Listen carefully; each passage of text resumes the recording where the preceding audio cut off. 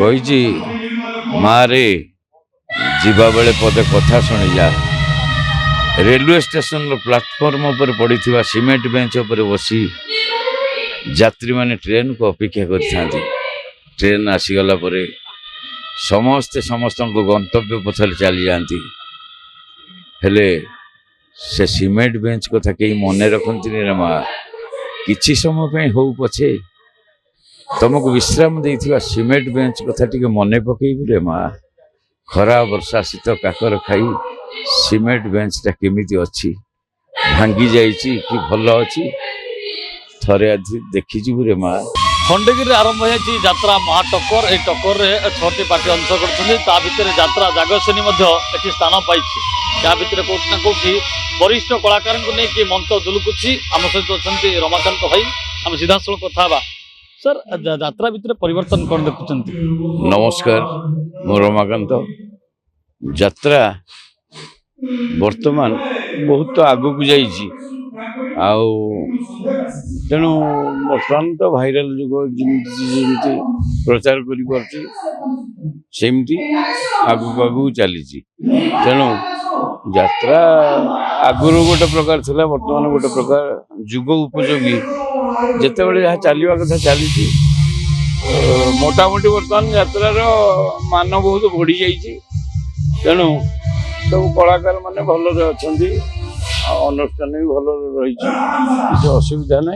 वरिष्ठ कलाकार हिसाब से केते स्ट्रगल करछथि प्रथम प्रथम जो यात्रा को आसथिले कोथिरे आसुथिले कोथिरे जास करूथिले नहीं सेते बेले आमको मोर तो प्राय यात्रा 32-33 वर्ष धरिकी हो गलानी प्रथम कष्ट थिला एया जे सेते बेले आम पूर्व भी कलाकार माने ट्रक खंडे खंडे ठेंगा धरिकी से माने बसिकी जाउथिले कालक्रमे पुणी परिवर्तन है बस रे गले एबे सब कार धरिकी जीवा आसिया कर कलाकार माने बस भी अच्छी किसी आमर नृत्य शिल्पी आमर जंत्रिष्टि माने एमाने सब बस जाउछन किसी कलाकार भी जाउछन आउ किसी कलाकार माने सब कार रे जाउछन तेणु दिन को दिन तो आगु को आगु चली अनुष्ठान भी बढ़ी चली कलाकार बढ़ी चली आ समय तो सब परिवर्तन चलती से परिवर्तन जुग सब परिवर्तन होउचे खंडगिरी स्थान पाइबा गोटे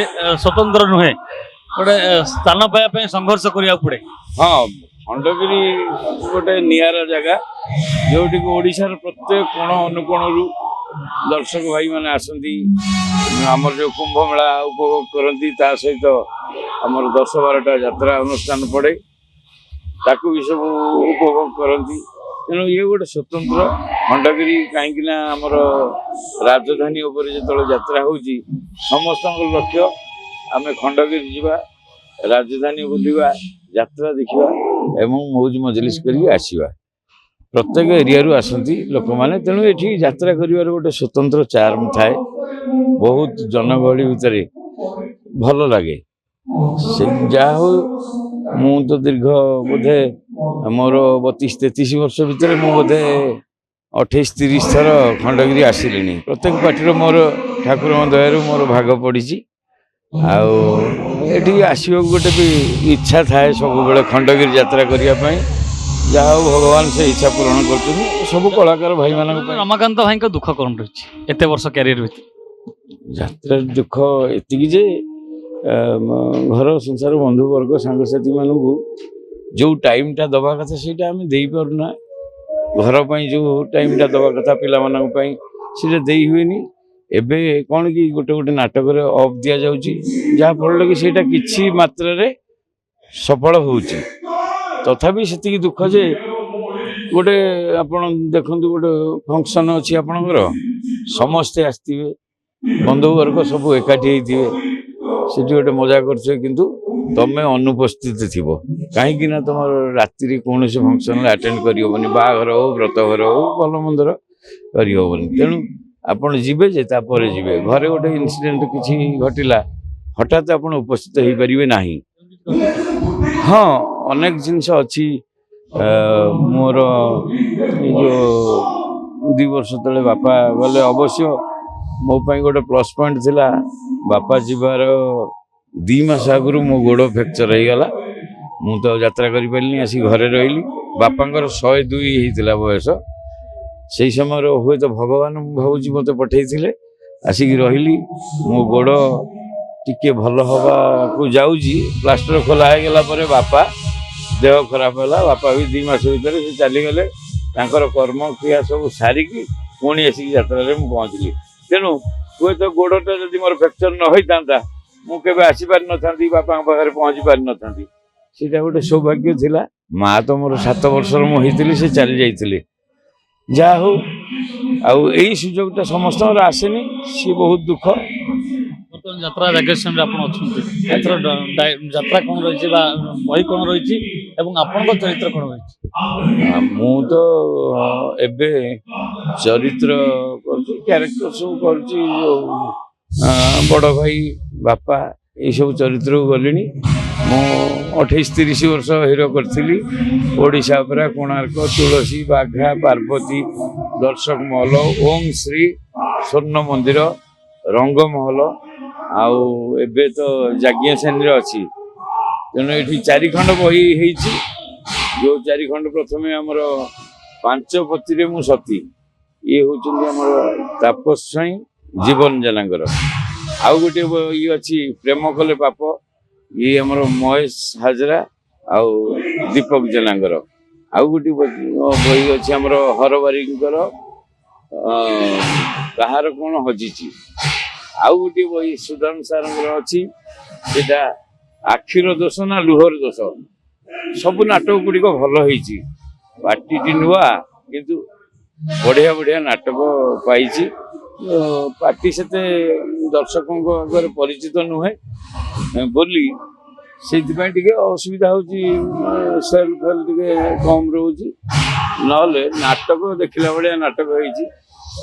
ଦର୍ଶକ ଭିତରକୁ ପଶିଲା ପରେ ସେ ନାଟକ ଉପଭୋଗ ନ କରି ସାରିବା ପର୍ଯ୍ୟନ୍ତ ବି ଯାଇପାରିବେନି ବାହାରୁ। କାହିଁକିନା ମୋ ଯେତିକି ଅନୁଭୂତି ମୁଁ କହୁଛି, ସବୁ ନାଟକ ଗୁଡ଼ିକ ଭଲ ହେଇଛି। କଳାକାର ଭାଇମାନେ, ଯେଉଁ ଭାଇ ଭଉଣୀ ସବୁ ଅଛନ୍ତି, ଏ ବି ସବୁ ଚିହ୍ନା ମୁହଁ, ପୁରୁଣା, ଆଉ ଭଲ ଭଲ ବି ଚରିତ୍ର ସବୁ ପାଇଛନ୍ତି, ଆଉ ନିଖୁଣ ଭାବରେ ଅଭିନୟ ବି କରୁଛନ୍ତି।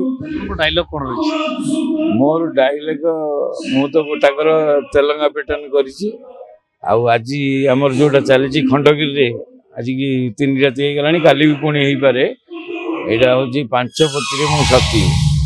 ସେ ଗୋଟେ ଡାଇଲଗ ଅଛି ଆମର, ଗୋଟେ ଏକ୍ଜାମ୍ପଲ ଡାଇଲଗ ଗୋଟେ ଅଛି, କହିଛି, ମା ରେ ଯିବା ବେଳେ ପଦେ କଥା ଶୁଣିଯା। ରେଲୱେ ଷ୍ଟେସନର ପ୍ଲାଟଫର୍ମ ଉପରେ ପଡ଼ିଥିବା ସିମେଣ୍ଟ ବେଞ୍ଚ ଉପରେ ବସି ଯାତ୍ରୀମାନେ ଟ୍ରେନକୁ ଅପେକ୍ଷା କରିଥାନ୍ତି। ଟ୍ରେନ ଆସିଗଲା ପରେ ସମସ୍ତେ ସମସ୍ତଙ୍କ ଗନ୍ତବ୍ୟ ପଥରେ ଚାଲିଯାଆନ୍ତି। ହେଲେ ସେ ସିମେଣ୍ଟ ବେଞ୍ଚ କଥା କେହି ମନେ ରଖନ୍ତିନି ରେ ମା। କିଛି ସମୟ ପାଇଁ ହଉ ପଛେ ତମକୁ ବିଶ୍ରାମ ଦେଇଥିବା ସିମେଣ୍ଟ ବେଞ୍ଚ କଥା ଟିକେ ମନେ ପକେଇବୁ ରେ ମା। ଖରା, ବର୍ଷା, ଶୀତ, କାକର ଖାଇ ସିମେଣ୍ଟ ବେଞ୍ଚଟା କେମିତି ଅଛି, ଭାଙ୍ଗି ଯାଇଛି କି ଭଲ ଅଛି, ଥରେ ଆଜି ଦେଖିଯିବୁ ରେ ମା। ଥରେ ଅଧେ ଆସି ଦେଖିଯିବୁ। ଯା ମା, ଯା। ଦେଖୁଥିବେ, ବୟସର ଲୋକଙ୍କର ବୟସ ବଢ଼ିଗଲେ, ମଣିଷର ବୟସ ବଢ଼ିଗଲେ ଯେପରି ମାନେ ପରିଚିତ ହେବେନି, ସେଭଳି କ୍ଷେତ୍ରରେ ଯେତେବେଳେ ଗୋଟେ ପ୍ଲାଟଫର୍ମରେ ଗୋଟେ ସିମେଣ୍ଟ ଚେୟାର ଥାଏ, ଯୋଉଠି ବାପା ଆସି ଦିନେ ବସିଥିବ ଗନ୍ତବ୍ୟସ୍ଥଳ ଯିବା ପାଇଁ, ପୁଅ ଆସି ବସିଥିବ, ବୋହୂ ଆସି ବସିଥିବ, କିନ୍ତୁ ସମସ୍ତେ ଯାଉଥିବେ, କିନ୍ତୁ ସେ ଚେୟାରଟି ସେମିତି ଥିବ। ସେଇଭଳି କ୍ଷେତ୍ରରେ ଏଇ ନାଟକର ଡାଇଲଗରୁ ଆପଣ ଜାଣିପାରୁଛନ୍ତି ଯେ 5 ପତିରେ ମୁଁ ସତୀ ତା କେତେ ଦୂର ଲୋକଙ୍କୁ ଆକର୍ଷଣ କରୁଥିବ ବା ଦର୍ଶକଙ୍କୁ ମନ ମୋହୁଥିବ, ତା ଏ ପଦେ ଡାଇଲଗରୁ ଜଣାପଡ଼ୁଥିବ। ଗାଁ ପସନ୍ଦ ଗୁଡୁଙ୍କ ସହ ପ୍ରିୟକାନ୍ତ ସାହୁ। जदि आपंक आम भिडी भल लगा तेब आम चैनल को लाइक, शेयर और सब्सक्राइब करने को जमा भी भूलु नहीं।